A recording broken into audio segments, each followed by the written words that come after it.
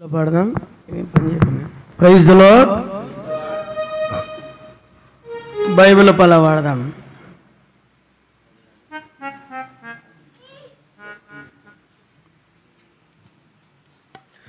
వాక్యమను యాకోబుకు తెలియజేసిన వాడని, వాక్యమను యాకోబుకు తెలియజేసిన వాడని, ఏ జనమునకిలాగునా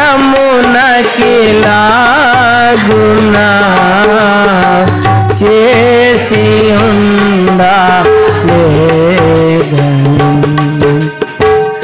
ఏ జనమునకిలాగునా చేసి ఉందా లేదని, దేవునికి స్తోత్రము గానము చేయుటయే మంచి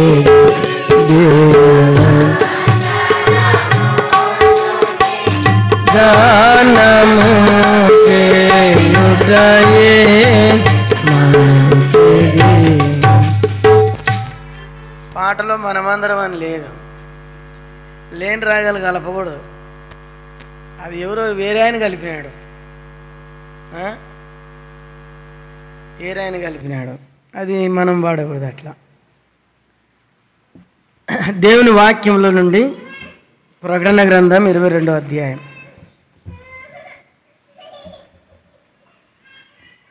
ప్రకటన గ్రంథం 22వ అధ్యాయము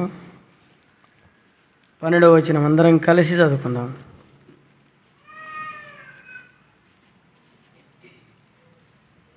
ప్రకటన గ్రంథం 22వ అధ్యాయము 12వ వచనం అందరం కలిసి ఆ భాగాన్ని మనం చదువుకుందాం. ఇదిగో త్వరగా వచ్చుచున్నాను, వాని క్రియ చొప్పున ప్రతి వానికి చుటకు నేను సిద్ధపరిచిన జీతము నా యొద్దనున్నది. రోమపత్రిక 2:16. రోమపత్రిక 2:16. రోమిలకు రాసిన పత్రిక పౌలు అపోస్తలులు 2వ అధ్యాయం 16వ వచనం అందరం కలిసి చదువుకుందాం. దేవుడు నా స్వార్థ ప్రకారము యేసు క్రీస్తు మనుషులు రహస్యములు విమర్శించే దినమున ఇలాగు జరుగును. ప్రభు సాయం కొరకు ప్రభు వైపు చూద్దాం.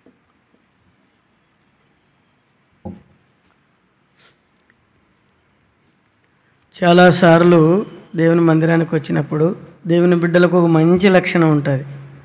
ఏం లక్షణం అని అంటే, మందిరానికి రాగానే ప్రభు దగ్గర ప్రార్థన చేసుకుంటారు కదా. మందిరంలోకి రాగానే ఏం చేస్తారు? ప్రార్థన. ఏమని చేస్తారు? ప్రార్థన చేస్తారు కదా. ఏమని చేస్తారు చెప్పండి? ప్రభువా నాతో మాట్లాడు, నన్ను విరుగొట్టు, నన్ను నలుగొట్టు. నువ్వు మాట్లాడితే ప్రభువా నేను మార్చబడతా. అప్పుడు ప్రభు మాట్లాడతాడు. ప్రేమ గల దేవుడు కదా, నువ్వు అడిగినావు కాబట్టి మాట్లాడతాడు. మాట్లాడితే చూడు దానిలో నాకు ఏమైనా తెలివి ఉండదే, ఆయన మా గురించి చెప్పినాడు చూడు.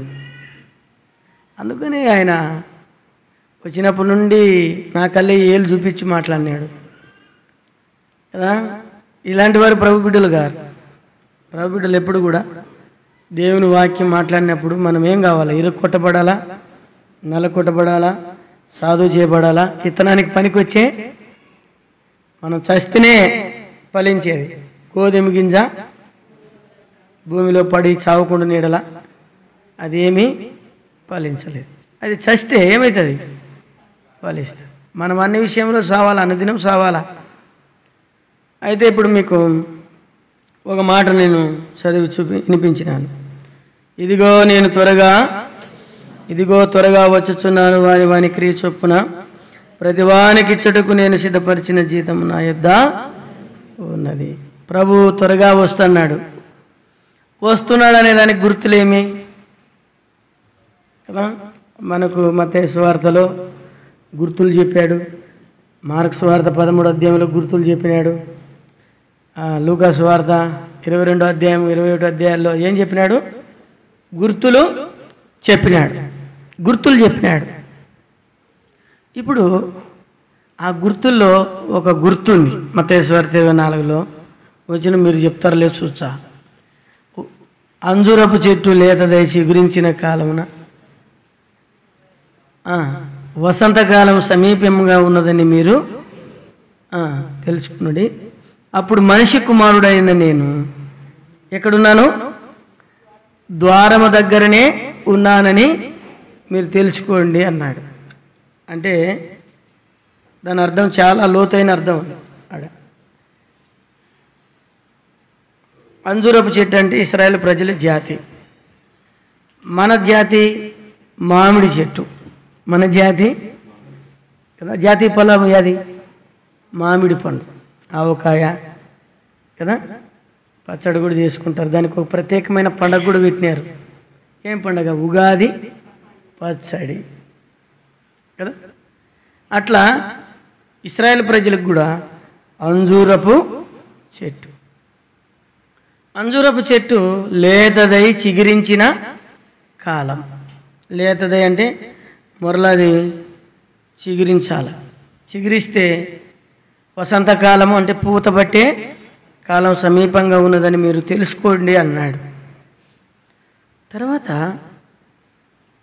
ఈ వసంతకాలం ఎప్పుడు జరిగింది అని అంటే 1948వ సంవత్సరం మే నెల 14వ తారీఖున అంజూరపు చెట్టు చిగురించింది. అంటే ఇశ్రాయేలు ప్రజలు వాళ్ళు యేసుక్రీస్తు ప్రభువారిని తెలియక సిలువ వేసినందున బైబిల్లో అట్లనే రాయబడింది కదా. ఏమని రాయబడింది? యేసుక్రీస్తు ప్రభువారు దేవుడు అనే సంగతి వారికి తెలియదు. తెలిసిన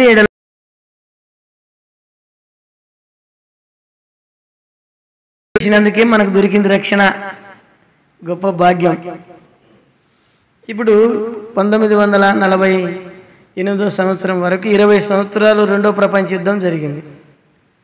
అంటే నేను పుట్టలేదు, మీరు ఎవరు పుట్టలే, మనం ఎవరు పుట్టలే, చరిత్ర చెబుతుంది.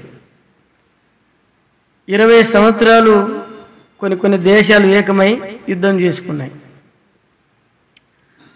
అప్పుడు అమెరికా ఈ గ్రూప్ వాళ్ళకి ఒక యవనస్తుడు రష్యాలో చదువుతూ ఉన్నాడు.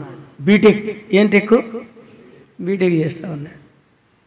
ఆ యవనస్తుడు వచ్చి ఈ అమెరికా మిగతా వాళ్ళ దేశాలు అంతా కొన్ని దేశాలని ఏకమై యుద్ధం చేసుకుంటున్న ఆ సమయంలో వచ్చి ఏం చెప్పినాడంటే, ఇంతకాలం నుండి మీరు యుద్ధం చేస్తున్నారు కదా, 20 ఏండ్లైంది, మీరు ఓడిపోవడం లేదు, హిట్లరు ఓడిపోవడం లేదు. మరి ఓడిపోయే మార్గం చెప్తాను, అయితే నాకు ఒక కోరిక ఉంది, దాన్ని తీరిస్తే చేస్తాను అన్నాడు. అంటే వాళ్ళు ఏమనుకున్నారంటే, కోరిక అంటే ఏముంది, చిన్న కోరికే కదా, ఏం పెద్ద కోరిక కోరుతాడా, ఏం మహా అంటే డబ్బు కోరవచ్చు, మీద కోరచ్చు, నీ కోరిక ఏదైనా మేము తీరుస్తాము, ఆ సలహా చెప్పు అని అడిగినారు. అప్పుడు ఆయన గాలిలో ఒక జొన్న పిండి తీసుకొని బాంబు కనిపెట్టాడు. జొన్న పిండి, మీరు రొట్టెలు చేసుకునే పిండితో కూడా వాళ్ళు చంపుతారు మనుషులు, ఇజ్రాయేలీలు. రొట్టెలు మనం రొట్టెలు చేసుకునే పిండే, జొన్న పిండితో బాంబు కనిపెట్టి వీళ్ళకి ఇస్తే వీళ్ళు పోయి హిట్లర్ మీద వేసినారు. అప్పుడు హిట్లర్ ఏమైనాడు, ఓడిపోయి నేను ఓడిపోయినా అని చెప్పి ఇంట్లోనే పోయి లోపల తలుపులు వేసుకొని అంత చుట్టుముట్టు సైన్యం చేరేసరికి లోపల సూసైడ్ చేసుకొని చనిపోయినాడు. 60 లక్షల మందిని చంపినాడు. ఎవరు? హిట్లర్. ఊచకోత వాళ్ళ భూప్రపంచంలో ఇశ్రాయేలు ప్రజలంతా శ్రమపడిన వాళ్ళు లేడు. భూప్రపంచంలో ఇశ్రాయేలు ప్రజలంతా చంపబడిన వాళ్ళు లేరు.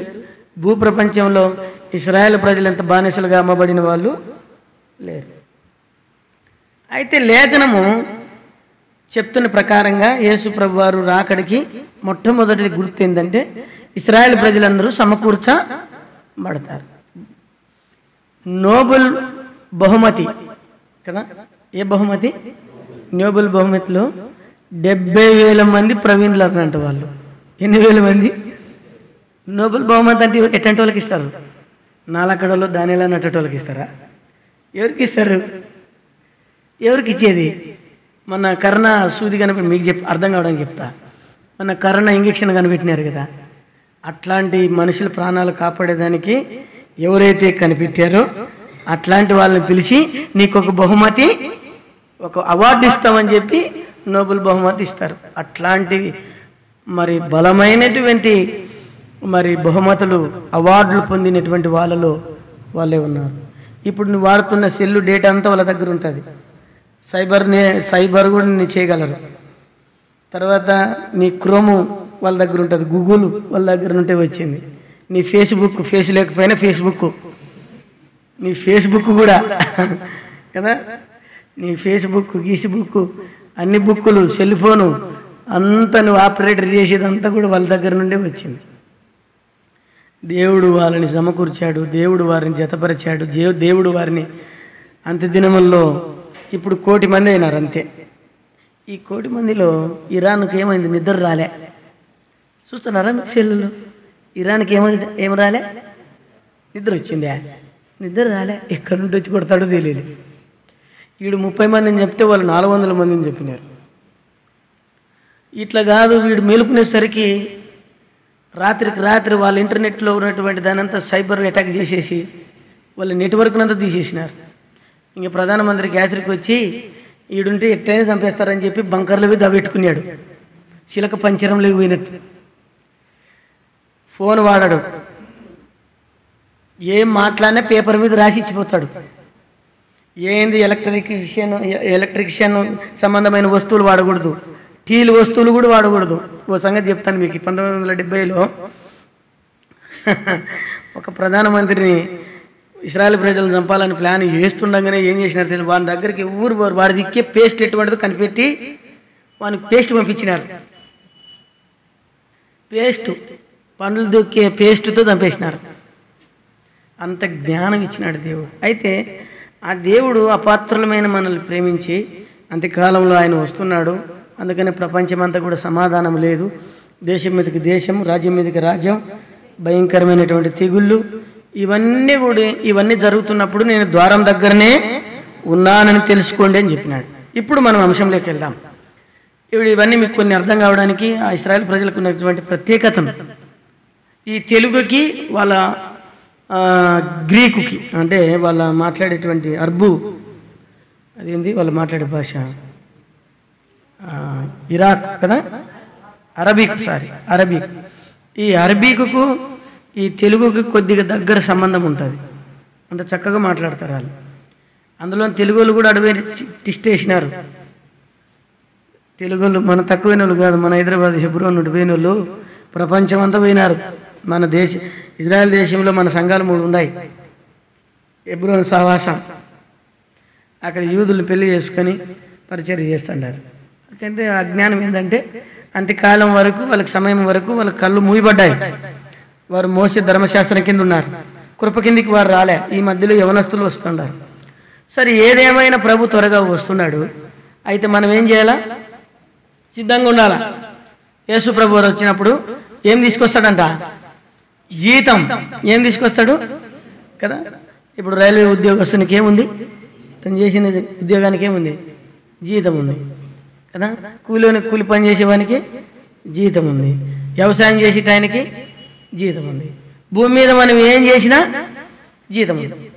అయితే ప్రభు బిడ్డలైనటువంటి మనం ఈ భూమి మీద ప్రభు కొరకు మనం ఏం ప్రయాసపడ్డాం అనేటువంటి దానికి ప్రభు దగ్గర జీతం ఉంది. అది 7 ఏండ్లు వాళ్ళకి శ్రమలు, విశ్వాసిగా జీవించి ప్రభు కొరకు క్రయధనం చెల్లించిన దేవుని బిడ్డలందరూ మధ్యాకాశానికి పోయిన తర్వాత అక్కడ బహుమానాలు.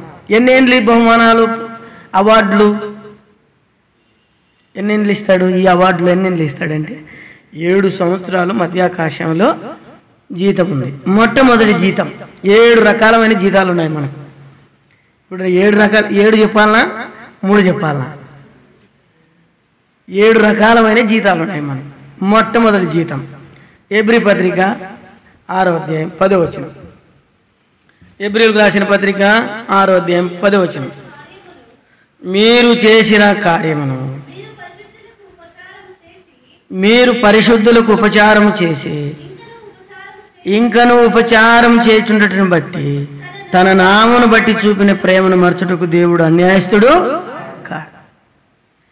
కాబట్టి మీరు చేసిన కార్యమును, మీరు పరిశుద్ధులకు చేసిన ఉపచారం, పరిశుద్ధులకి చేసినాం. ఎవరు పరిశుద్ధులకి? ఆయన నామమును పట్టుకొని అన్నీ ఇడిచి సమస్తం కోల్పోయి క్రీస్తు కొరకు నిందించబడి బయటకు వచ్చి మీ మధ్యలో సేవ చేసినారే, క్రయధనం చెల్లించినారే, వాళ్ళకి బహుమానం. మీ మధ్యలో వచ్చి పరిచయం చేసిన వాళ్ళని మీరేం చేసినారు? ఆదరించినారు, మంచి నీళ్ళు ఇచ్చినారు, ఆహారం పెట్టినారు కదా. ఏం పెట్టినారు? ఆహారం పెట్టినారు.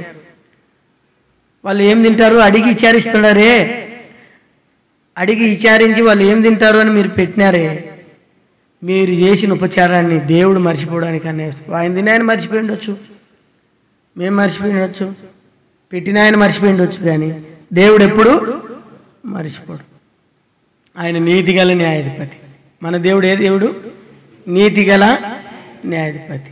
నువ్వు మంచి నీళ్ళు ఇచ్చినా కూడా ఆయన ప్రతిఫలం మాత్రం మర్చిపోడు. బహుమానం ఉంది. ఆ దినాన ప్రభు దగ్గరికి పోయినప్పుడు మనకు బహుమానం ఇస్తాడు. మనం ఎట్లా చేసినాం ఈ పని?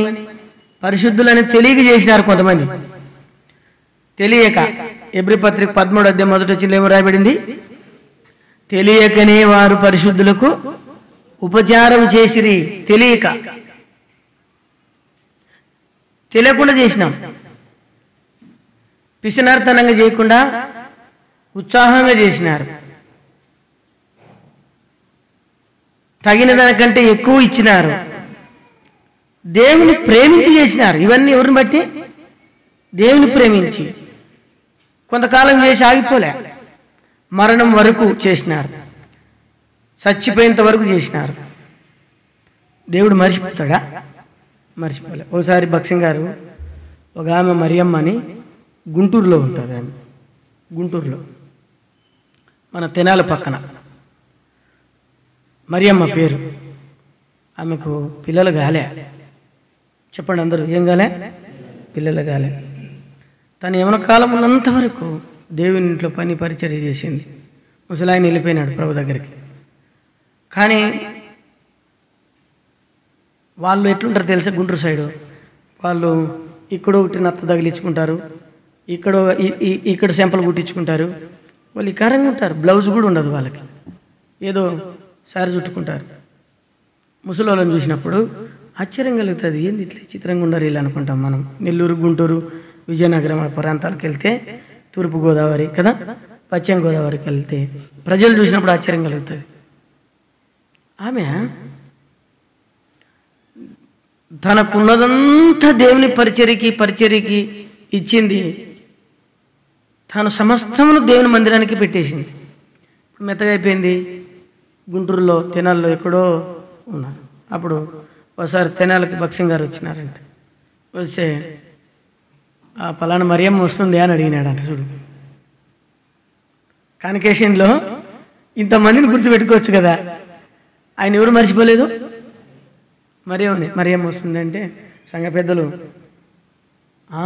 వస్తుందన్నా, వస్తుంది, ఆ మధ్య వస్తుంది, అది ఇప్పుడు ఈ మధ్యలో రాకుంది బా ఏమో అంటే భక్సింగ్ గారు అన్నారంట, సరే మరి పోయి దర్శించినారా అని అడిగినాడంట.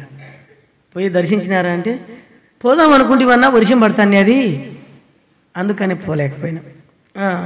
సరే సాయంత్రం మీటింగ్ కల్లా ఇప్పుడు సెక్షన్ అయిపోయింది కదా, ఇప్పుడు పోయి మరియమ్మను మనం దర్శించి ప్రార్థన చేసి వద్దాం అని అంటే, ఇది ఎక్కడ కదా అంటే ఆయన చెప్పినక్కడ తిరుగుంటుందా?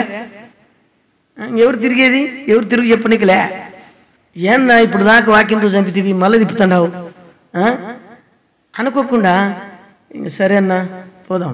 ఇంక పోయిన తర్వాత ఆంటీ ఇంటి దగ్గర కొట్టం అంతా తాటెకలతో వాళ్ళు వేసుకుంటారు, కిందికి వేసుకుంటారు. అటు సైడ్ అంతా కిందికి వేసుకుంటే ఒక అగ్గిపుల్ల పడితే కాలిపోతుంది. దాంట్లో లోపల చాలా చల్లగా ఉంటుంది. అయితే ఆమె దగ్గరకు పోయేటప్పుడు మోకాలో తొడల భాగం వరకు బురదని పేరుకొని పోయిందంట. అంత బురద. ఇంకా దాంట్లో ఎట్లా పోతావులేనా మళ్ళీ ఒకసారి వచ్చినప్పుడు మేము వచ్చి దర్శిస్తాం పోన్నా అన్నారంట. లేదు లేదు, మనం మరేమన్నా చూసిపోవాలా, దర్శించిపోవాలా అని చెప్పి ఆ బుడదలో పాయింట్ పట్టుకొని ఆ బుడదలోకి దిగి ఎంతవరకైనా రానట్లే నడిచిపోయినాడంట. పోయి తొంగి చూసి మరియమ్మ బాగుండవా అంటే ఆమెకు చెవులు సరిగిన పడవు. ఏమంటున్నాడు? బాగుండవా అంటే బాగుండవా అని అడుగుతున్నాడు భక్సింగ్ అన్న అంటే బాగుండానన్న ప్రైజ్లాడు. ఆయన వాక్యం చెప్తే వీళ్ళు ట్రాన్స్లేషన్ చేసినారు. అంత విన్న తర్వాత ఆమె టీ ఇస్తాను తాగుతావా అన్న అని. టీ ఇస్తే తాగుతావా అంటే తీసుకురాపో తాతాను అన్నాడు. అప్పుడు వెంటనే ఒకటి సిల్వర్ గ్లాస్ ఉంటే దాన్ని తీసుకొని పోయి టీ పోపించుకొని వచ్చింది, ఇచ్చింది. ఇస్తే ఆయన ప్రార్థన చేసుకొని తాగి ఆడ పెట్టిపోయినాడు. ఎవరు ఇట్లా వచ్చినారు మీ ఇంటికి? పక్కన వాళ్ళు అడుగుతారు లేదా? ఏమి అట్లా వచ్చినారు మీ కాటికి? కోట్లు వేసుకొని బూట్లు వేసుకొని కారులోని వచ్చిండ్రి, ఏమవా ఏమని ఇచ్చిపోయారా అంటే ఎవరు లేదు. భక్ష్యం గారు వచ్చిందా? భక్ష్యం గారు నీ కాటికి వచ్చినాడా? వచ్చినాడు. ఏం చేసినాడు నీకని వాక్యం చెప్పినాడు. ఇంకా ఏం చేసినాడంటే టీ తాగినాడు. దీంట్లో తాగినాడని దాంట్లో చూస్తే కృష్ణాయిలు ఉందంట. ఈ అమ్మ కృష్ణాయిలు పోసినాడు దాంట్లో, తెలియకుండా టీ పోసుకొచ్చింది. మనమైనైతే ఏమంటాం? నైటోళ్ళు అయితే ఏమంటాం? ఏం శివుడుదానా, నీకు కండ్లు కనపడు, నీకు చెవులు వినపడవు, ఏడొచ్చావు నువ్వు మందిరానికి, ఇడే ఉండి మేమే వచ్చి ప్రార్థన చేసిపోతాం అని అందమేమో. కానీ అక్కడ దైవజనుడు ఆ మంటినూని ఆ కృష్ణాయలు కలిపినటువంటి టీ పోసుకు ఆమె ప్రేమను గమనించి ప్రార్థన చేసుకొని దాన్ని తాగి వెళ్ళిపోయినాడు ఆయన. ఆమె చేసిన పరిచర్యను మర్చిపోలే. సంవత్సరానికి ఒకసారి హెబ్రోన్ నుండి గుడ్డలు పంపించేవాడు. అదే విధవరాన్లోకి సేవకుల మీటింగ్లో రాసేది. బట్టలు పంపించేవాడు, కొంత అమౌంట్ ఇచ్చి పంపించేవాడు. దేవుడు మనం చేసినటువంటి పరిచర్యను మర్చిపోడు. ఒక దిన పరిశుద్ధులకు చేసినావు, దేవుని ఇంటికి చేసినావు, నీ పనిని బట్టి దేవుడు నీకు జీతం ఇస్తాడు. అందుకని నేను సిద్ధపరిచిన జీతమును నా దగ్గర ఉంది, నువ్వేం చేసినావో నీ లెక్కంతా నా దగ్గర ఉంది, నీకు ఇవ్వడానికి వస్తున్నాను. అంతమందిలో మనల్ని పిలిచి నువ్వు ఇది చేసినావు అని చాలా గప్పితే ఎట్లుంటుంది? ప్రభు గప్పేది వేరు. లోకంలో మేము ప్రెసిడెంట్ అంటే నీకు నా ఫోటో లేదే, ఈడ నా ఫోటో పెట్టలేదే ముఖ్యమంత్రి పక్కన అంటారా లేదా? ఈడు ఫోటో లేనందుకు బాధపడుతున్నావే.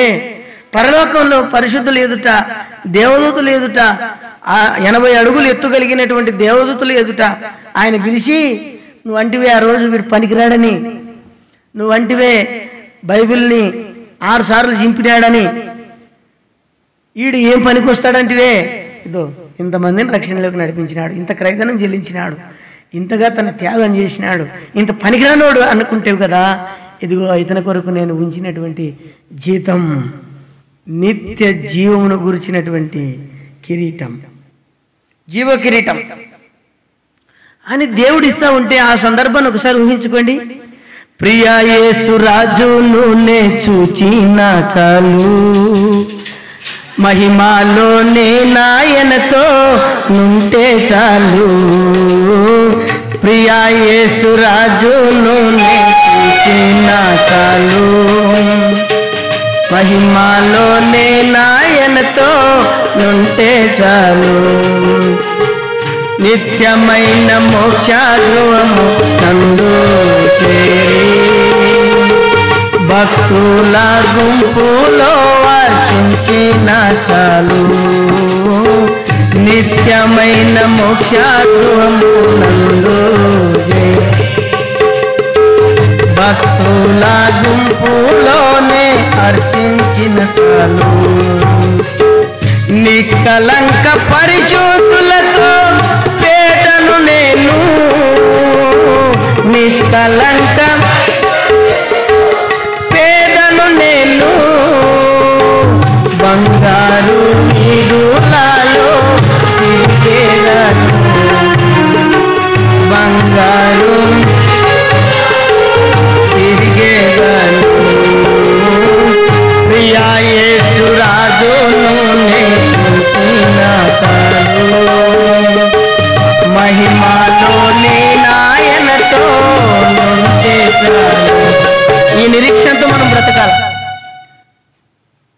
ఒక పేదవాడు గొర్రెలు కాసుకునేటోడు ఈ పాట పాడుతూ వచ్చినాడు.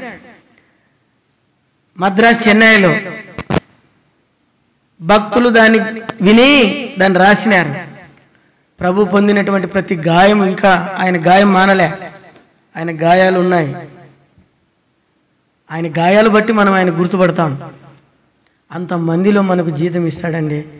ఎంత గొప్ప భాగ్యం ఆ సందర్భం. నువ్వేం చేసినావో, ఎట్టడి చేసినావో, పిసినర్తనంగా చేసినావా, ఏం చేసినావో వెదజల్లి విస్తారంగా పొందుకుంటావు. తగిన దానికంటే తక్కువ ఇచ్చి లేమి తెచ్చుకుంటావు. చూసినావా? గొనుగుకుంటూ ఇచ్చిన వారు కూడా అక్కడికి వస్తారు. అననీయ సఫీర్ లాంటి వాళ్ళు చూసినావా? ఉత్సాహముగా ఇచ్చిన వారు, అనుకున్న దానికంటే, తగిన దానికంటే తమ స్థిరాస్తులు అపోస్తలుల పాదముల దగ్గర పెట్టిన వాళ్ళందరూ వస్తారు. వారు పరిశుద్ధులకు ఉపచారం చేశారు. వారందరికీ ఆయన సిద్ధపరిచినటువంటి జీతం తీసుకుంటాం. మధ్యాకాశం 7 సంవత్సరాల లోకంలో శ్రమ ఉంటుంది. ఒకరి మీద ఒకరు బాంబులు వేసుకుంటారు. మనం బాంబులు వేసుకునే కాడు ఉండవు. రెప్పపాటున ఎగిరిపోతాం. అది జరిగేదేమో రెప్పపాటున. రెప్ప ఎంతసేపు కొడతాం? దాని కొరకు 2000 సంవత్సరాల నుండి నీకు ఊదుతూనే ఉన్నారు బూర కదా. ఆ బూర వినలేక, ఈ బోధలు వినలేక కదా, కుక్క తన వాంతికి కక్కినట్టు కదా, కడగబడిన పంది బుడదలో పడినట్టు ఇదే మన జీవితాలు సరిపోతాయి. ప్రభు దగ్గర మనం ఒక దినాన బహుమానం పొందుతాం. మొట్టమొదటిగా దేవుడు సిద్ధపరిచినటువంటి బహుమానం. తెలియకనే హెబ్రీ పత్రిక 13 మొదటి వచ్చినాం. తెలియక చేసినారు. తెలియక చేసిన వాళ్ళకి ప్రేమతో చేసింటారు. తెలియక కదా. తెలియక ఎట్ట చేస్తారు? ప్రేమతో చేస్తారు, అభిమానించి చేస్తారు, అతిథి మర్యాదలు చేస్తారు. ఇది ఏది తక్కువ రాకుండా చేస్తారు. తెలియక చేస్తారు. అమాయకమైన హృదయంతో చేసినారే వాళ్ళకి బహుమానం. చూడండి, ఆది కాండంలో 18వ అధ్యాయంలో అబ్రాహాం చేసినాడు. ఎండవేళలా వస్తూ ఉంటే ఎవరో దేవదూతలు అనుకొని ఏం పెట్టినాడు ఆయన? బాగా ఏం పెట్టినాడు? మన వాళ్ళు చాలామంది, నేను ఇది తిన్నా అన్నా. ఏం తింటావు నువ్వు? నేను ఇసాకు తింటానన్నా. ఇటు పని చేసి తెలుస్తుంది కదా. ఏదుంటే అది తినాలా. ఏదో గడ్డి అయినా తిను. గడ్డిని కూడా ఏం చేస్తాడు దేవుడు? మనం తినేదల్లా గడ్డి గింజలే కదా. ఇప్పుడు అందుకనే అంత ఇలా లేపినాడు కాదరు వల్లేనటాన్ని. ఈ గడ్డి తిను బాగుంటుంది, నువ్వు కానిగాకు తిను బాగుంటుంది, యాపాకు తిను బాగుంటుంది, కాకరకాయ ఆకు దాగు, కానిగాకు దాగు, ఈ ఆకు దాగు, ఆ ఆకు దాగు, అన్ని ఆకులు దాగు అంటాడు కదా. ఇట కాదని చెప్పి చెల్లులోని ఈ ఆకు తింటే ఏమొస్తుందో, ఉత్తరే నాకు తిను బాగుంటుంది, తేలుగుంటుంది కదా.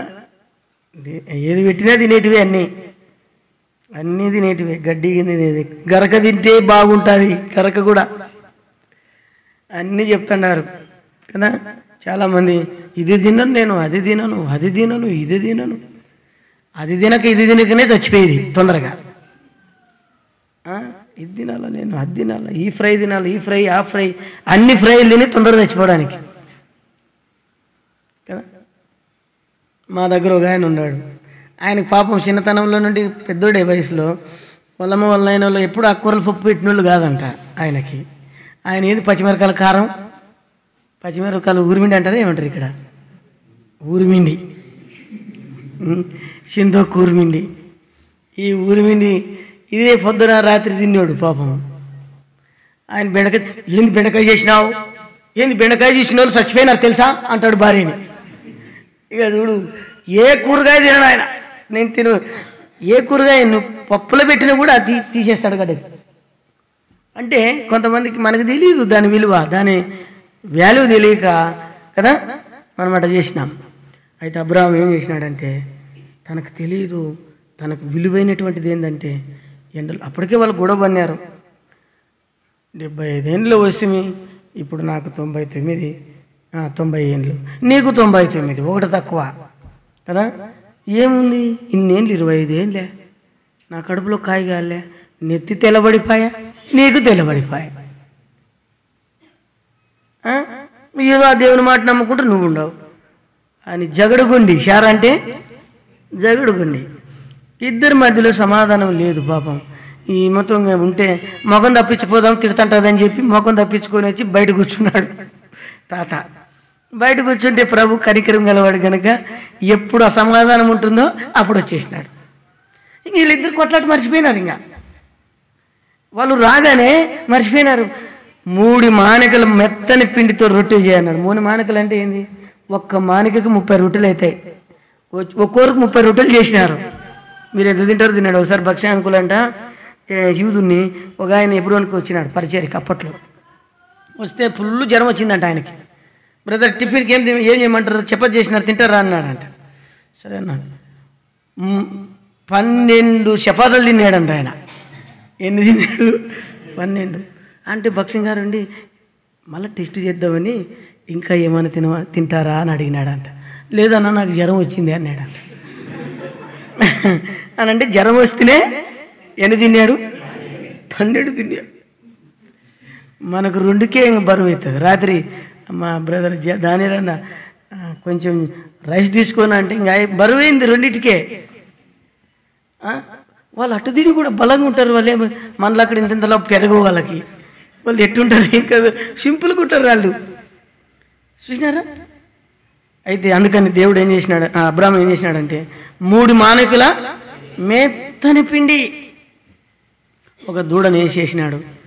అబ్బా జున్ను పాలు అన్నీ తీసుకొచ్చి వాళ్ళ కాడ పెట్టి చేతులు కట్టుకున్నాడు. ఈ ముసలోడు చేతులు కట్టుకొని ఏమన్నాడు, ఫస్ట్ పోగానే కాళ్ళు కడ్డం పన్నాడంట. ఫస్ట్ వాళ్ళతో పరిచయం. మీ దాసుని దాటిపోకండి అన్నాడు కదా. మీ దాసుని మీరు నన్ను ప్రేమించినాడలా, మీరు నా దగ్గరకు వచ్చినాడలా, నీ దాసుని దాటిపోద్దని చెప్పి కాళ్ళు పన్నాడు. అరే ఇంత పెద్దోడు నా స్నేహితుడు నా కాళ్ళు పట్టుకున్నాడంటే, స్నేహితుడు అనేసరికి ఆయనకి ఎంతో 3 సార్లు స్నేహితుడు ఆయన బైబిల్లో రాయబడింది. భూమి మీద ఆదాం తర్వాత ఇంకెవరు స్నేహితుడు లేరు ఆయనకి. ఎవరు స్నేహితుడు అంటే అబ్రాహామే. తన స్నేహితుడు తన కాళ్ళు పట్టుకోగానే దాటిపోతాడా? ఎండలో కూర్చోబెట్టినాడు, చెట్టు కింద కూర్చోబెట్టినాడు. వాళ్ళకి మంచి ఆహారం దూడ చేసి అన్నీ ఇది అయిపోయిన తర్వాత ఇద్దిను, ఇది అయిపోయిన తర్వాత ఇద్దిను, ఓడిదిను అని అన్నీ పెట్టేసినాడు. పెడితే అప్పుడు తింటూ ఏమన్నారు తెలుసా, నువ్వు పెట్టినావు కదా, ఉపచారం చేసినావే, వచ్చే సంవత్సరానికి ముసలాయమ్మ అయిన శారా ఇసాకు పుడతాడు, కుమారుడు పుడతాడు, పేరు కూడా పెడతారని చెప్పేసినాడు. నవ్వు ఆయమ్మకి నవ్వు వచ్చేసింది. ఇంకా 90 ఏండ్లు ఆయమ్మకు దినసరి నెలసరి కూడా నాకు లేదు, నా వయసంతా ఒడిగిపోయింది, అప్పుడు లేని సుఖం ఇప్పుడేముంటుంది అనుకొని నవ్విందంట. నవ్వింది. అందుకని ఏమన్నాడు, నిన్ను చూసిన వాళ్ళు నవ్వుతారులే అని కాసి ఇసాకాన్ని పెట్టినాడు. ఏమని నవ్వుతారు, సూతురాండి ముసిల్ది 90 ఏళ్ళకి కానిపోయిందంట. సూతురాండి అంటే ఊరంతా వచ్చిట్టారు.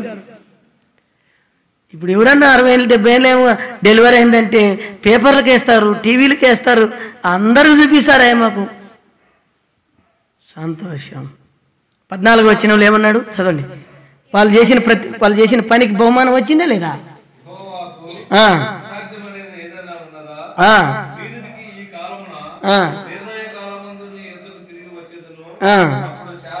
శారాకు ఏం ప్రతిఫలం?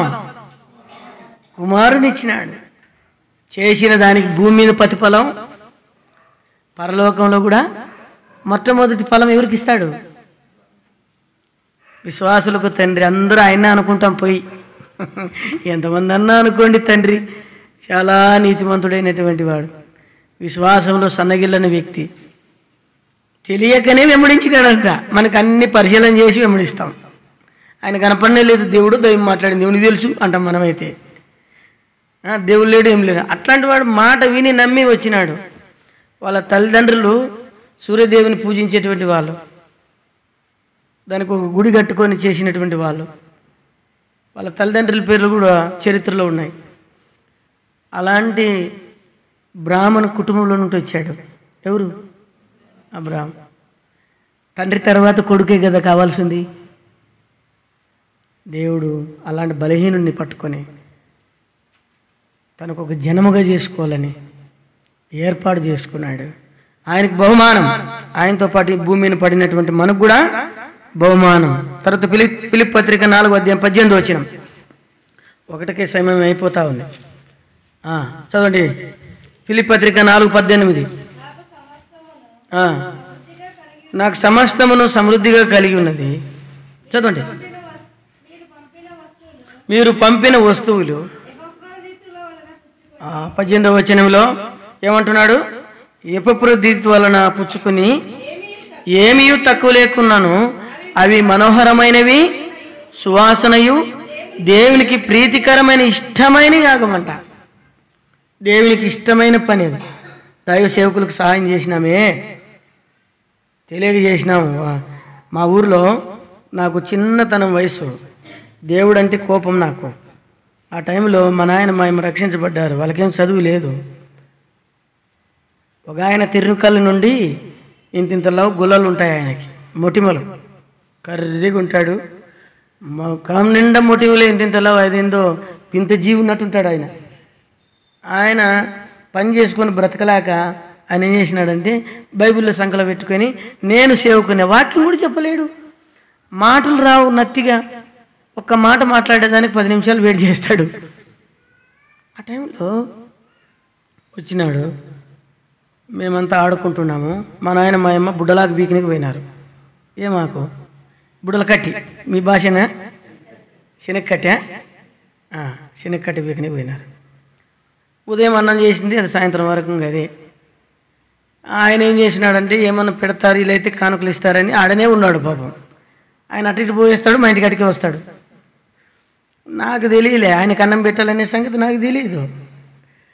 ఇంకా సాయంత్రం అయింది, వచ్చేసినారు. అందరు ఇంటికి వచ్చిన తర్వాత ఆయన సార్ ఇప్పుడే వచ్చినాము సార్ అని వీళ్ళు కాలమొక్కలు కడుక్కుంటుంటే ఆడ ఏరే ఇంటికాడ ఏడన్నా ప్రార్థన చేసి రేపు సార్ అన్నారు.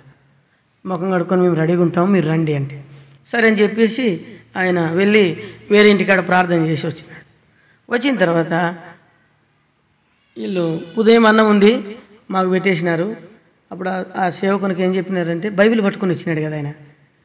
సార్ నువ్వు అన్నం తిన్నావా అని అడిగినారు. తినలేదమ్మా అన్నాడు. ఉదయం నుండి మీకోసం ఎదురు చూస్తున్నాను అని. సార్ పప్పు కూడా లేదు, మేము తినేసినాం, తినుకున్నా కూడా మేము తినేసినాము, నేను మా ఆయన ఇద్దరు తినేసినాము, ఇప్పుడు అన్నం ఉంది ఇంత మీరు తినండి సార్ అని చెప్పి ఆయన అది బాగా గుర్తుంది నాకు. అన్నం పెట్టినారు. అన్నం పెడితే అన్నం లేక ఏం పెట్టాలా? అప్పుడు పని చేసి అలిసిపోయినారు పాపం వాళ్ళు, ఒప్పందాలు లేకపోయేది. పని చేసి అలిసిపోతే అప్పుడు ఏం చేసిందంటే పొద్దున పాలు తోడేసినాం, గట్టి పెరుగుంది, సార్ పెరుగుతో తిను, ఒక ఉల్లిగడ్డ పెడతాం, ఒక మిరపకాయ ఇస్తాం అని చెప్పి ఇచ్చింది మా అమ్మ. ఇచ్చిన తర్వాత ఆయన సమృద్ధిగా తిని వాక్యం ఆయన భాషలో ఆయన చెప్పి తర్వాత మా కొరకు ప్రార్థన చేసినాడు. ఇదంతా ప్రభువు చూసినాడు. వాళ్ళ కడుపు కాల్చుకోవడం చూసినాడు, వాళ్ళు కష్టపడడం చూసినాడు. అందుకని దేవుడు మమ్మల్ని ఈ భూలోకంలోనే మాకు ప్రతిఫలం ఇచ్చినాడు. లేకుంటే మా స్థితి పూర్వము యేసుప్రభుని ఎరగాక మునుపు మా ఇంట్లో నరసింహస్వామిని ఆరాధించేవాళ్ళం. ఆ తర్వాత ఉరుకిందిరాన్ని ఒకటి ఆరాధించేవాళ్ళం. అదంతా తక్కువ వచ్చిందని ఇంకా 2 దేవతలు తెచ్చిపెట్టుకున్నాం. ఇదంతా అయిపోయిన తర్వాత మాకు నెమ్మది లేదు. మా అమ్మ ఎప్పుడు ఊదిగడ్డలు పట్టుకొని ఎగిరేది పైకి, ఇంట్లో పక్కలలో వచ్చి దండ వేసేది, అట్లా ఇట్లా చేసేవాళ్ళు. అందరూ జాతకాలు చెప్పి నీకు కూర్చోరమ్మా ఈ వారం ఏం జరుగుతుంది, సోమవారం రాగానే వచ్చేది. ఇంకా కుంకుమ నెత్తి నిండా పోసుకొని ఇంటికి లిరిగోసుకొని ఉండేది. చాలా భయం వేసేది మాకు. కానీ ఇంట్లో ఏం లేదంటే అందరికీ ఇన్ని చేసేది, అంతకుముందు జరిగిన సంగతి చేసేది, కానీ నెమ్మది లేదు, రూపాయి ఉండేది లేదు ఇంట్లో. మా నాయన బాగా చూసేది. ఇంకా వాళ్ళ లెక్కలు అవన్నీ ఏమైనా వస్తే అవన్నీ తీసుకోవడం, తాగడం, మళ్ళీ వచ్చి కొట్టడం మా నాయమ్మని. ఇది మా పరిస్థితి. ఒక్క శారీతో 7 సంవత్సరాలు కాపురం చేసింది. 7 సంవత్సరాలు దీపం లేదు. అప్పుడంతా దీపాలు లేని కాలం. నాకు 47 సంవత్సరాలు. ఇప్పుడు నా బిడ్డలో బీటెక్ చేస్తుంది, ఒక బాబు ఫిజియోథెరపీ డాక్టర్ చదువుతుంది, ఒక బాబు సెకండ్ ఇయర్ అయిపోయింది. అయితే ఒక విషయం ఏంటంటే మా అమ్మ నన్ను తీసుకొని సమాధులు కాటిపోయింది. అక్కడ ఎవరో సమాధుల్లో చీరలు తీసి, చచ్చిపోయిన వాళ్ళు సమాధుల్లో ఏం భరిస్తారు, చీరలు అని భరిస్తారు కదా. ఆ సమాధి మీద ఆ చీరలన్నీ గడ్డకు బారేసింటే ఆ చీరలు తెచ్చుకొని కట్టుకునేది. అన్నీ చేస్తున్నాం కానీ ఏం లేదు, సమాధానం లేదు, తినడానికి తిండి లేదు, కట్టుకోవడానికి గుడ్డలు లేవు.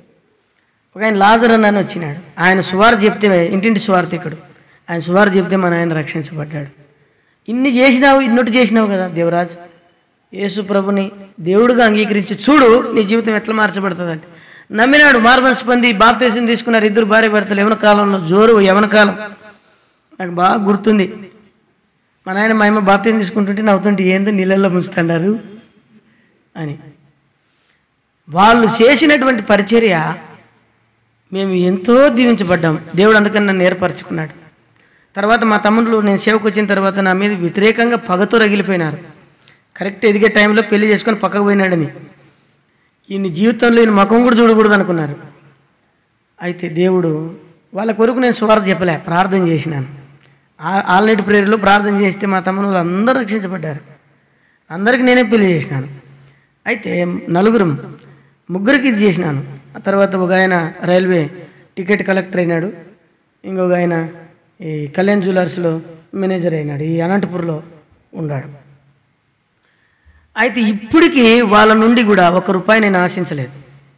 కారణం ఏంటంటే నా జీవితంలో నా దేవుడు పిలిచినాడు, నా దేవుడే నన్ను పోషిస్తాడు. నా బాధలు కానీ కష్టాలు కానీ ఎవరికి చెప్పుకోలేను. నేను మా కుటుంబంలో ఎవరికి చెప్పుకోను. కారణం ఏంటంటే దేవుడు మా తమ్ముళ్ళు దీవించినాడు, మమ్మల్ని దీవించినాడు, ఉన్నతమైన స్థానానికి తీసుకొచ్చినాడు. మా చిన్నాయన వాళ్ళు ఉన్నారు 4. అప్పుడు ఎట్లుండారు, ఇప్పుడు అట్లా. అందుకని నేనేం చెప్తున్నానంటే ప్రభువుకు మనం ఏం చేస్తామో ఈ భూమి మీద మనకు బహుమానము, తర్వాత పరలోకంలో మనకు బహుమానం. అవి మనోహరమైనవి ఎవరి దృష్టిలో, సువాసన కలిగి ఎవరి దృష్టిలో, దేవుని దృష్టిలో. సెంటు కొట్టుకుంటే ఎంత సువాసనంగా వస్తుంటుంది. ఈ సువాసన కాదు దేవునికి కావాల్సింది. దేవునికి కావాల్సింది ఏ సువాసన, నువ్వు చేసినటువంటి పరిచర్య. లూకా సువార్త 8వ అధ్యాయంలో ఎట చేసినారు వాళ్ళు, ఎవరెవరు, మొదటి వచనాల్లో ఉంది కదా. ఏమేమి ఉన్నాయి, 7 దయ్యములు పట్టిన మగ్దలేనే మరియా, సుసన్న, తర్వాత ఎవరున్నారు చదవండి, మరియా, సలోమి, వీళ్ళందరూ కూడా ఏం చేసినారంట చదవండి. అక్కడ చదవండి, అదే అధ్యాయంలోనే ఉండేది. లూకా సువార్త 8 ఎన్నో వచ్చినాం చదువుమా.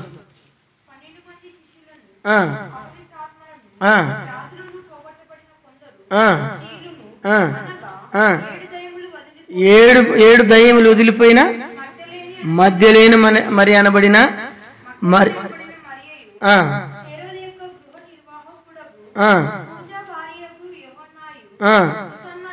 యోహన్నయు సుసన్నయు ఆయనతో కూడా ఉండి వీరును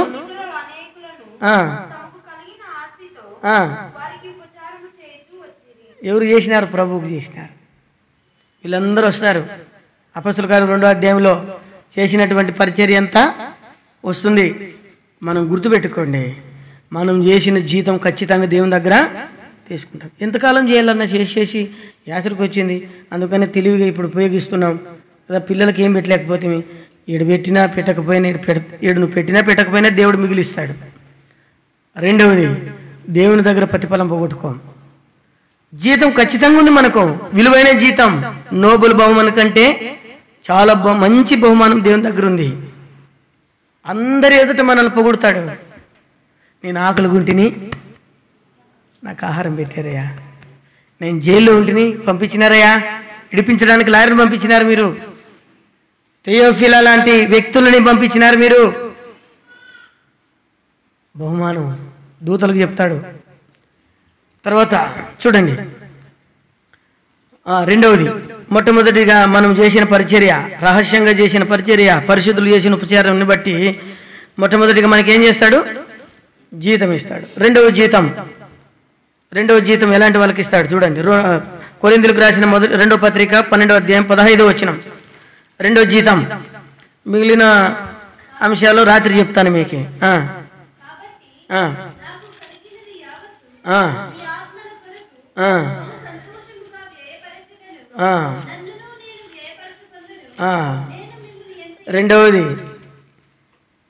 రెండవది ఏం చేసినాడంట? తను తాను వేయపరుచుకున్నాడంట. అక్కడ రాయబడినటువంటి 15వ వచనంలో, కాబట్టి నాకు కలిగినది యావత్తు మీ ఆత్మల కొరకు. మనకు కలిగిన డబ్బులతో మనకు కలిగినటువంటి 4 భాగాలు చేయాల. మొట్టమొదటిది ప్రభు భాగం ప్రభుకి ఇవ్వాలి. రెండవది మన పిల్లల కొరకు ఒక భాగం పెట్టాలి. మూడవ భాగం విధవరాళ్ళకి, అనాథలకి, ఆత్మల పరిచర్య కోసం. అర్థమైందా? నాలుగవది ఆపదలు కష్టములు ఉంటే అప్పుడు మనకు అవసరం పడుతుంది. ఇలాగ ఎవరైతే చేసినారో ఆత్మల కొరకు, ఒక ఆత్మ రక్షణ కొరకు నువ్వు ఎంత క్రయధనం చెల్లించినావు. రెండవది నీ ఆత్మల రక్షణ నిమిత్తం వ్యయం చేసినాడంట. ఆత్మల రక్షణ నిమిత్తం తన ఆస్తిని, తనకు ఇచ్చినటువంటి దేవుడు ఇచ్చినటువంటి దానిని ఆత్మల రక్షణ కోసం. ఎవరు స్వార్థ నమ్మరు. వాళ్ళ కష్టంలో ఉన్నప్పుడు నువ్వు వెళ్ళి వాళ్ళు పరామర్శించి వాళ్ళకి ఏముందో లేదు తెలుసుకొని వాళ్ళకి అది ఇవ్వాలి. అప్పుడు దేవుడు నాకు చేసినాడని మనం ప్రార్థన చేస్తాం లేదన్నా అంటే ఏంది? అది ప్రార్థన చేస్తామంటే ఏంది? ప్రార్థించే పెదవుల కంట సహాయం చేసే ఎవరు చెప్పినారన్నమాట? ఎవరు చెప్పినారు? Mother Teresa. దేవునికి కావాల్సింది నోటి మాటలు కాదు, క్రియలు. అందుకని దేవుని బిడ్డలైనటువంటి మనము ఇక్కడ ఏం చేసినాడంట? తనకు కలిగిన దాన్ని 15వ వచనంలో సంతోషముగా, ఆత్మల కొరకు సంతోషంగా చేసినాడంట. ఒక ఆత్మరక్షణ పొందితే చాలు. ఈ మధ్యలో నేను చూసినాను ఒకటి యూట్యూబ్లో, శాలేమన్ అని ఒక ఆయన దగ్గర ఒక ముసలాయన వచ్చినాడు. ఆయన ద్వారా 250 మంది రక్షణలోకి వచ్చినారంట. ఏం చెప్పండి? నేను ఆశ్చర్యపోయినాను. ఎంత క్రయధనం చెల్లించినాడు ఆయన. ఇప్పుడు మన బజార్లో కలిసినామనుకో, టీ అనదాపు అనకూడదు. ఏమనాలా? రానా టీ దాదాం రానాలా? వాళ్ళు ఈడనికి పోతారు. మనం ఏమనాలా? వద్దులేనా, నువ్వెందుకు ఇచ్చావు? నిన్ను పెట్టుకుని నువ్వు ఇచ్చావా? అతడు ఏమవుతాడంటే అప్పటి నుండి మన కృతజ్ఞత మనసు ఉంటుంది ఆయనలో, లోపల పని చేస్తుంటుంది అది.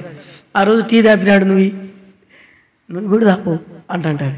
ఇంకోసారి సమయం వచ్చినప్పుడు ఎటుకోబోతున్నావు, ఏదో ఎక్కడ పోతుంటే బజార్లో కలిసినాడు, రన్నా ఎండలో వచ్చినావు భోంచేద్దాం రా అంట.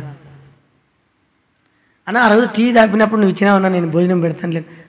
ఊక మంచిగా నువ్వు వద్దు, నేను ఇస్తలే, నేను పిలిచినాను కదా, నేను ఇస్తా.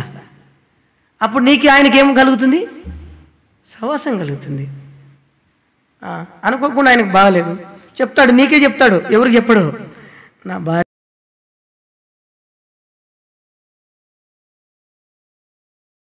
అప్పుడు ఏం భయపడకు, దేవుడు సాయం చేస్తాడని చెప్పి ఆదరించిన మాటలు చెప్పి ప్రార్థన చేసి, ఏ హాస్పిటల్లో ఉన్నారన్నా? పలానా హాస్పిటల్లో ఉన్నాం. హాస్పిటల్ కాడికి ఏం వాళ్ళ ఒట్టి చేతులతో ఊపుకుంటూ పోవద్దు. ఏదో నోటి తీసుకొని పోయి ఒక 10,000 ఒక 5,000 నీకు దోచింది ఆయన చేతులు పెట్టి ప్రార్థన చేసిరా, ఆదరించబడతాడు. ఉదయానికి ఆ ఆదరణ ద్వారా ఆయనకి ఆరోగ్యం బాగా అవుతుంది.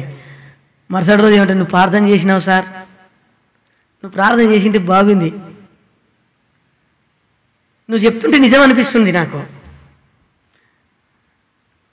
మళ్ళీ పోయి ప్రార్థన చేతురా అంటాడు. మళ్ళీ పోయి ప్రార్థన చేస్తావు. అప్పుడు ఏమవుతాడు? ఇంకా సంపూర్ణమైన రక్షణ ఆనందం కలుగుతుంది. అప్పుడు చిన్న మందిరానికి అట్లా ఏం చేయాలా? ఇవన్నీ వ్యర్థంగా దానికి ఈ దానికి సెల్ ఫోన్లు చేసేది, పిల్లలకు సెల్ ఫోన్ కొనిచ్చేది, ఇవన్నీ పనికిరానివి. ఇవి లెక్కలేకే రావు. అనవసరమైనవన్నీ ఖర్చులు చేసిందంతా లెక్కలేకి రానే రాదు. చినిగిపోయిన సంచిలో వేసినట్లే. నీ ఆత్మల కొరకు నన్ను సంతోషంగా వ్యయం చేస్తా, నాకు కలిగింది. రెండవది, నన్ను నేను కూడా మనము కూడా ఖర్చు కావాలా? కొవ్వొత్తి ఏమవుతుంది? కరిగిపోతేనే కదా అది వెలుగునిచ్చేది. నువ్వు కూడా కరగాల. కొన్నిసార్లు నిద్ర లేకుండా పనిచేయాల్సి ఉంటుంది. ఆత్మీయ రక్షణ విషయంలో, ప్రజల విషయంలో, ప్రభు దగ్గర తెచ్చే విషయంలో ఖర్చు కావాలా, శ్రమలు వస్తాయి, ఇబ్బందులు కలుగుతాయి. తర్వాత ఏం చేస్తారు? ఏమిరా నువ్వా యేసు ప్రభు గురించి చెప్పి మా ఓని దించినావా? నీ కథ చెప్తాను రా ఇప్పుడు అంటే ఏమనాలా? సరే నీ ఇష్టం, నీకు ఒకవేళ చేయాలనిపిస్తే ఏమన్నా చేయి, నేను సిద్ధంగా ఉన్నా. చంపుతారా నిన్ను? రండి వెల్కమ్ అనాలా. చంపుతానన్నాడు సార్ అని కేసు పెడతావా? ఇప్పుడు అట్లా వచ్చింది కథ. ఈయన మీద ఆయన మీద ఈయన, ఇదే పొద్దుమూగులు, ఇదే వ్యవహారమే ఉంది, కేసులు పెట్టుకునేదే ఉంది. ఆత్మల కొరకైనటువంటి భారం లేదు. క్రయధనం చెల్లించినారు, వాళ్ళు ఖర్చు అయిపోయినారు దేవుని కోసం. ఎట్లా ఖర్చు అయినారు తెలుసా? మార్టిన్ లూథర్ అనేటువంటి వ్యక్తి ప్రభు దగ్గరకు వచ్చినప్పుడు వాళ్ళ బోధ ఒక రకంగా ఉంది, బైబిల్లో ఒక రకంగా ఉంది. క్యాథలిక్ వాళ్ళు బైబిల్ గ్రంథాన్ని వాళ్ళు ఒక్కలే చదవాలా, వాళ్ళు చదివి చెప్పాలంతే. బైబిల్ చుట్టూ ఏం పెట్టేవాళ్ళు? ఇనప గొలుసులు పెట్టేవాళ్ళు. ఎవరు బయట తీసుకురానికి లేదు దేవుని వాక్యం. ఒకనాడు ఈయన కసువుడు సాగిపోయి దొంగతనం చేసినాడు. ఎవరికి ఆశ కలిగింది ఏముందో చదవాలని బయటకు వచ్చినాడు. బయటకు వచ్చి చదువుతుంటే వాళ్ళు చెప్పేది ఒక రకం ఉంది, ఇక్కడ బైబిల్లో రాయబడింది పోరాడినాడు. ఒకరోజు వచ్చినారంట, ఇంటి మీద పెంకులు ఎన్ని ఉన్నాయో అంతమంది వచ్చినారంట ఆయన మీదకి. ఏమన్నాడంట? సంతోషంతో స్వీకరిస్తున్నాను రండి అన్నాడు ఆయన. క్రయధనం చెల్లించినాడు, కుటుంబంలో సమస్యలు వచ్చినాయి, సంపాలని రాత్రి పగులు ఆయన పరిగెత్తించినారు, పారిపోయినాడు. సత్యమును తీసుకురావాలని పోరాడాడు, ఖర్చు అయిపోయినాడు, వ్యాధిగ్రస్తులైనారు, చాలా నష్టపోయినారు. అంతెందుకు విలియం కేరీ ఏ దేశం అయింది? విలియం కేరీ ఎవరు? ఆయన ఇంగ్లాండ్ దేశం నుండి వచ్చినాడు. యెషయా గ్రంథం 54వ అధ్యాయంలో నీ తాళ్ళు, నీ గుడారు విశాలపరచము, నీ తాళ్ళు పొడుగు చేయము, నీ స్థలము కదా విశాలపరచము. ఈ మాట ఆయన స్పందించబడినాడంట. స్పందించబడి ఇండియా దేశానికి రావాలని తీర్మానం చేసుకున్నాడు ఆయన. ఎట్లా ఖరీదన్న చెల్లించినాడు తెలుసా? ఆయన వస్తున్నాగానే ఒక పిల్లోడు చచ్చిపోతాడు, ఇంకొక పిల్లోడు ఉంటాడు. ఉన్న తర్వాత వాళ్ళు వచ్చినక్కడ వాళ్ళ ఆహారం వేరు, మన ఆహారం వేరు. 6 నెలలు మోసించి పెట్టుకున్నాయి. మనకు ఒక రోజుకే ఎట్లుంటాం మనం? ఏమయ్యా మొఖం అంతా గుంజుకుపోయిందంటే, ఏమన్నా అట్లా అంటున్నావు? రాత్రి అంతా మోసించి నాకు. మరి ఏమన్నా ప్రార్థనకు వస్తావు? ఇంకేం ప్రార్థనకు వస్తావన్నా కాలు చేతులు గుంజుతుంటే? 6 నెలలు సుమారుగా ఒక 10-15 సంవత్సరాలు వాక్యం సుమారుగా 1 సంవత్సరం 2 సంవత్సరాలు వాక్యం చెప్తే ఒకడు రక్షించబడ్డాడు. వాడిని కూడా చంపేసినారు. ఎట్లా చేయాలి పరిచర్య? తర్వాత ఈ కుమారుడికి అనారోగ్యం వచ్చి ఆయన చచ్చిపోతాడు. భార్య పిచ్చిదవుతుంది. ఏం సేవ ఇది? ఈ సేవ నా సావుకు వచ్చింది అనుకుంటాం మనం కదా. ఒక ఆయన మన చెప్పినాను అనుకుంటాం మొన్న. ఒక ఆయన మా ఊరిలో రాచర్లో ఉన్నాడు, ఆయన పేరు నాగార్జున, బ్రదర్ అండ్ ఫెలోషిప్ పోతాడు ఆయన. ఆయన యేసుప్రభు నమ్మకం ఇంటి పక్కల కసుబుడిచి ఎక్కడ కొట్లాడినారంట. కొట్లాడింటే నాకు తెలియదు, ఆయన మందిరానికి పోకుండా ఆగినాడంటే, నేను దగ్గర కదా ఏ ఉండూరులో మందిరానికి కనరా అని చెప్పి పిలిస్తే ఆయన ఏమన్నాడు తెలుసా? దేవుడు అన్నేస్తాడు సార్ అన్నాడు. నాకు భయం వేసింది.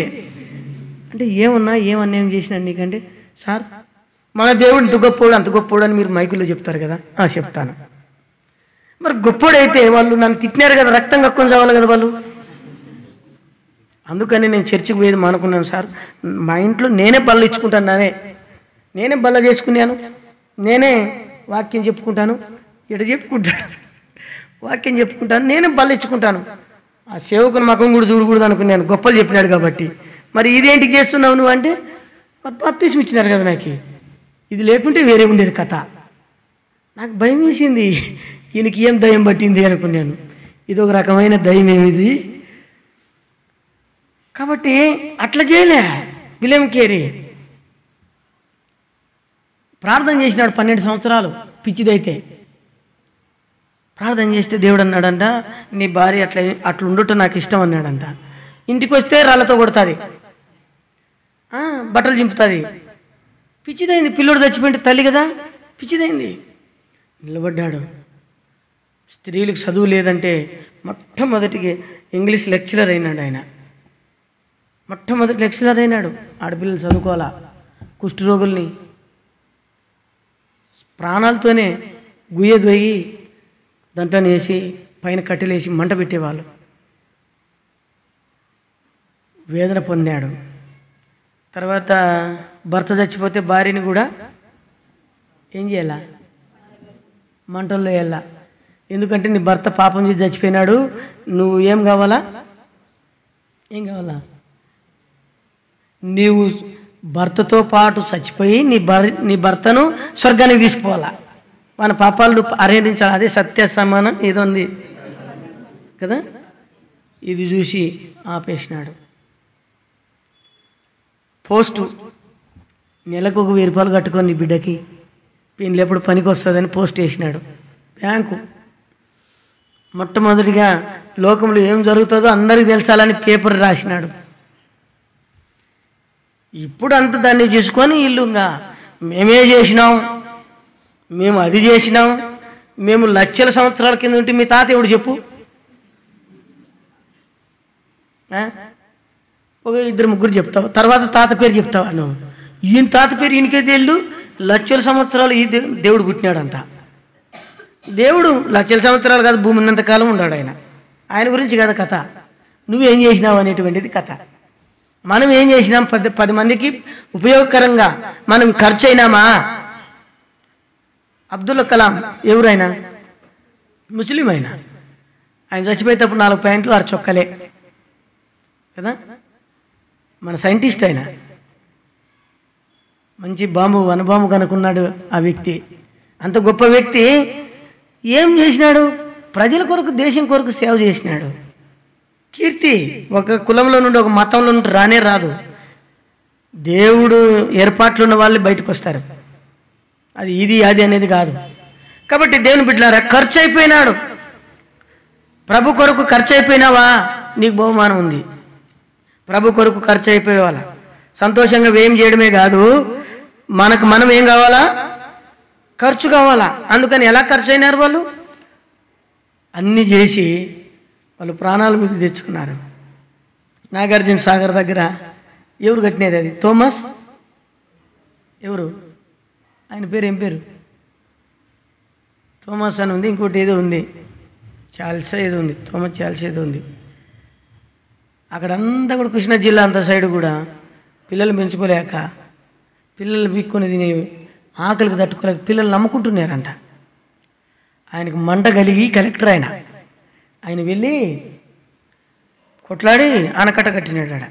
ఈనాడు అంతమందికి ఆహారం ఉండే ఈ దేవుని వాక్యమే క్రయధనం చెల్లించినారు, ప్రాణాలు పోగొట్టుకున్నారు.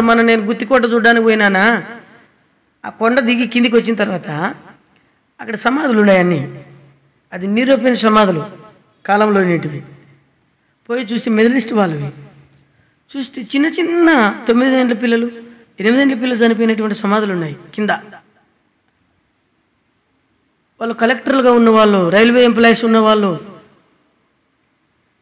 మన దేశానికి వచ్చి కుటుంబాన్ని విడిచిపెట్టి ప్రాణాలు తెగించి దేవుని పని చేసి చనిపోయినారు. వాళ్ళ సమాధులు నేటికాడ ఉన్నాయి. మీరు వెళ్ళినప్పుడు గుర్తుకు వెళ్ళినప్పుడు చూసిరండి. అవి ప్రతి దాని మీద వాక్యం ఉంటుంది. ఖర్చు అయిపోయినారు దేవుని కోసం, క్రయధనం చెల్లించినారు. కాబట్టి వాళ్ళ కొరకు తర్వాత ఏముంటుంది, బహుమానం. ఈ 2 విషయాలు గుర్తుపెట్టుకోండి. ఎలాంటి వాళ్ళు ఖర్చులు అంటే చూడండి ఎట్లా ఖర్చు అయిపోయినారు వాళ్ళు. ఫిలిప్పీ పత్రిక 2:17 త్వరగా చదవండి. ఈ 2 విషయాలు చాలు, మరలా సాయంత్రం మిగతా విషయాలు చెప్తా.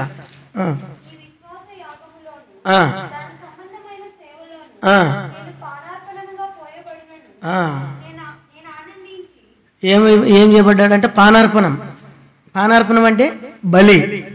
క్రీస్తు కొరకు నేను బలి చేయబడ్డా, ఎవరైనా నన్ను చంపబడ్డా, నేను చచ్చినా, నా జీవితం అంతా కూడా కేవలం ఆవిరి అన్నాడు. పానార్పణం అంటే ఏంటంటే బలి అర్పించిన తర్వాత ఆ బలిని బాగా కాలుస్తూ అంటారు. మంట బాగా పెట్టి కాలుస్తూ ఉంటే బాగా మండుతున్నప్పుడు ద్రాక్షరసం తీసుకొచ్చి దాని మీద పోస్తారనమాట. పోస్తే ఉన్న పాటున ఆవిరి పైకి లేచిపోతుంది బగ్గుమని. దాని పానార్పణం అంటారు. అంతగా పరిచయం చేసిన భక్తుడు క్రీస్తు కొరకు నేనేమైపోతాను అట్లా చేసినారు. భక్సింగ్ గారు చేసినారు. డాండీలు అనేటువంటి స్త్రీ చేసింది, ఒక పాప, 16 ఏళ్ళ పాప. మొదట హతసాక్షుల జీవితాల్లో ఎట్లా చేసినారు? హతసాక్షుల పుస్తకం చదవండి. వాళ్ళు ఏం చేసినారంటే, ఈ నీరో చక్రవర్తి, టైటస్ క్రూరమైన వ్యక్తి, ఈ క్రైస్తవుల్ని బట్టలు లేకుండా స్తంభాలు కట్టేసి వాని ఉద్యానవనంలో మైనం పోసేవాడు. మైనం అంటే తెలుసా? తారులోనే ఇంకొక భాగం ఉంటుంది. మైనం అంటే అది అంటుకుంటే ఆరిపోదు, అంటుకుంటే ఆరిపోదు. ఆ మైనం పోసి వాళ్ళకి అంటించి వాళ్ళు కేకలు వేస్తుంటే చనిపోలేక, ప్రాణం పోలేక కేకలు వేస్తూ అరుపులతో అరుస్తూ ఉంటే ఆ శవాలు, ఆ కాలిపోతున్నటువంటి ఆ వెలుగు, మైలం వెలుగు మధ్యలోకి వచ్చి వీడు బట్టలన్నీ తీసేసి దిగంబరిగా నాట్యం వేసేవాడంట. అప్పుడు పేతురు రాశాడు. ఏం రాశాడు తెలుసా? ఏం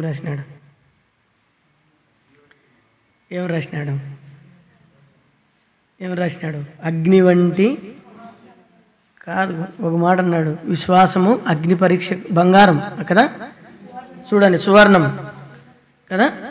ఏమన్నాడు? నశించిపో సువర్ణము అగ్ని పరీక్ష వలన శుద్ధిపరచబడుతున్నది కదా, దానికంటే అమూల్యమైన మీ విశ్వాసం. బంగారం మీరు అన్నాడు.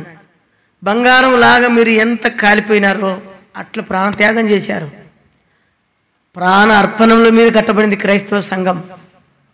ప్రాణ త్యాగాల మీద కట్టబడింది. మనం ఖర్చు అయిపోవాలా, మనకు బహుమానం ఉంది. నేను సిద్ధపరిచిన జీతం నా యొద్ద ఉంది. దేవుడి వాక్యం దీవించునుగాక. రండి, మనం ఈ 2 విషయాలు గుర్తుపెట్టుకోండి. మొట్టమొదటిగా ప్రభువు చేసిన ఉపచారం, సేవకులకు చేసిన ఉపచారం బట్టి బహుమానం. రెండవది మనము సంతోషంగా చేసిన దాన్ని బట్టి బహుమానం. మూడవదిగా మనమే ఖర్చు, దేవుని పరిచర్యలో ఖర్చు అయిపోవడం ద్వారా కలిగేటువంటి బహుమానం. దేవుడి వాక్యమును దీవించునుగాక.